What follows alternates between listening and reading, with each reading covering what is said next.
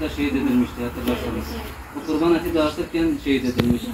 Onun yarım bıraktığı işi devam ettiriyor. Bu vesileyle sizlere diyoruz. Ona dua edin, bize de dua edin. Allah razı olsun, bayramınız mübarek olsun. Onun yarım bıraktığı işi sürdürmeye çalışıyor. Ben Hüdapar Elazığ İl Başkanıyım.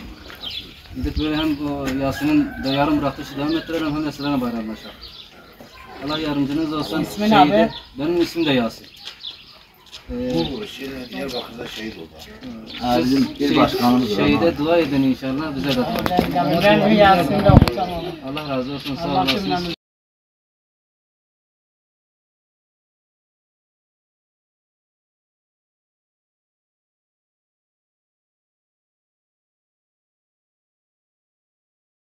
استعيذ بالله الحق من ربك فلا تكن من المؤمنين. Hak ve gerçek. Eyvallah. Sen çalışırsan görür. İnsanın içi bostandır.